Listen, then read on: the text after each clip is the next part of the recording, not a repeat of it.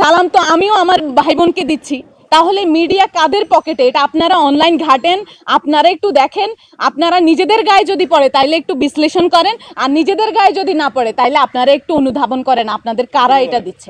না, আমি কেন দলীয় একটা প্যানেলকে ইঙ্গিত করব?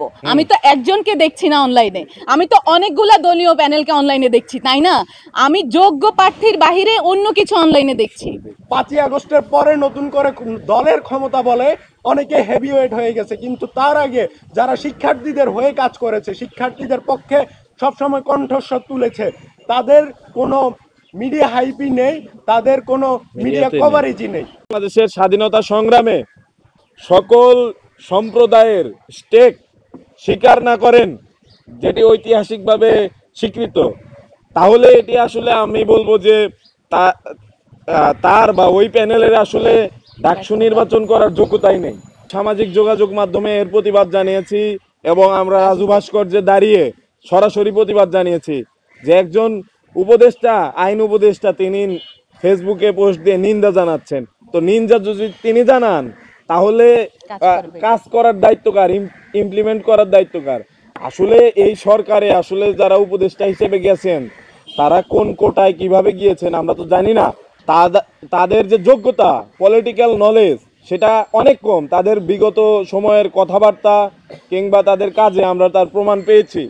সেই জায়গা থেকে আমাদের কাছে মনে হচ্ছে সারা বাংলাদেশে জুলাইয়ের যে মূল স্তম্ভগুলো অর্থাৎ ক্যাম্পাসগুলো, সেখানে কিন্তু এর বাজে প্রভাব পড়ছে এবং বারবার যখন বাংলাদেশ আক্রান্ত হচ্ছে বিভিন্ন বাইরের শক্তি বা ভেতরের এজেন্সিগুলোর দ্বারা, তখন ছাত্ররাই প্রতিক্রিয়া দিচ্ছে।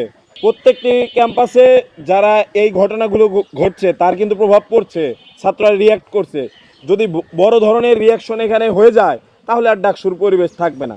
তো সব কিছু মিলে আমরা সব বিষয় নিয়েই কনসার্ন, একেবারে ছাত্র রাজনীতি থেকে শুরু করে জাতীয় রাজনীতি এবং আন্তর্জাতিক রাজনীতি সবগুলো নিয়ে কনসার্ন।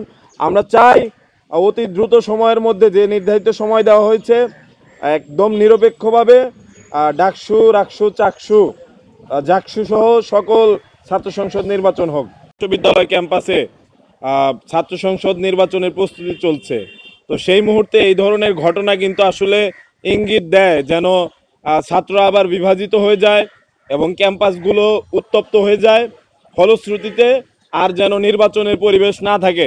মনে করুন রাজশাহী বিশ্ববিদ্যালয়ে একটি ঘটনা ঘটেছে, আজকে আমরা দেখতে পেলাম একটি ঘটনা ঘটেছে। এখন রাজশাহী বিশ্ববিদ্যালয়ে যে ঘটনা ঘটেছে তার বিপক্ষে হয়তো ছাত্র শিবিরের একজন ঢাকা বিশ্ববিদ্যালয়ের দায়িত্বপ্রাপ্ত তিনি একটি মতামত দিচ্ছেন, ঢাকা বিশ্ববিদ্যালয়ের ছাত্র দলের একজন দায়িত্বপ্রাপ্ত তার কমেন্টে গিয়ে আরেক ধরনের কমেন্ট করছেন। তো সেখান থেকে যে ঢাকা বিশ্ববিদ্যালয় উত্তপ্ত হবে না, ঢাকা বিশ্ববিদ্যালয়ের নির্বাচন বানচাল হবে না, এরকম তো কোনো নিশ্চয়তা আমরা পাচ্ছি না, কারণ প্রশাসন তো নির্বিকার। এখন পর্যন্ত কারো বিরুদ্ধে ব্যবস্থা নেওয়ার তাদের সক্ষমতা নেই এবং এটা প্রমাণিত সত্য। বারবার অভিযোগ করলেও কিছু আসছে না। চট্টগ্রাম একটি আমাদের ভৌগোলিকভাবে খুবই সেন্সিটিভ জায়গা। আমরা বলেছি চট্টগ্রামের যে কোনো ঘটনাকে তুচ্ছ করে দেখা উচিত নয়, বরঞ্চ বেশি গুরুত্ব দেওয়া উচিত। গতকাল রাতে ঘটনা ঘটেছে, কিন্তু মেইন স্ট্রিম মিডিয়াতে আমরা প্রকৃত ঘটনা আমরা কিছু শুনতে পাইনি। তুচ্ছ ঘটনা হোক বা অনেক বড় কোনো ঘটনা হোক, সেটা অনুসন্ধান করে সেখানে কারা দোষী তাদের শাস্তি নিশ্চিত করা এবং যারা আহত হয়েছে বা ঝুঁকিতে রয়েছে তাদেরকে ঝুঁকিমুক্ত করা, এটি তো রাষ্ট্রের দায়িত্ব। রাষ্ট্র তো সেখানে ব্যর্থ হয়েছে। আমরা আমাদের জায়গা থেকে আমাদের শঙ্কার কথা জানালাম। বিশ্ববিদ্যালয়ের যে ঐক্য সেটি বিনষ্ট যদি হয় তাহলে ফ্যাসিবাদের যারা দোসর, আমরা দেখেছি ছাত্রলীগ, তারা কিন্তু মিছিল দিয়েছে অলরেডি।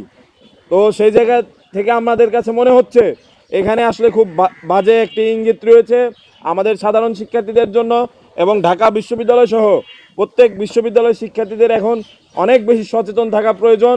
খুব বেশি রিঅ্যাক্টিভ যদি কেউ হয়ে যায় তাহলে কিন্তু দিন শেষে আমাদের ছাত্র সংসদ নির্বাচন এটি হুমকির মুখে পড়বে।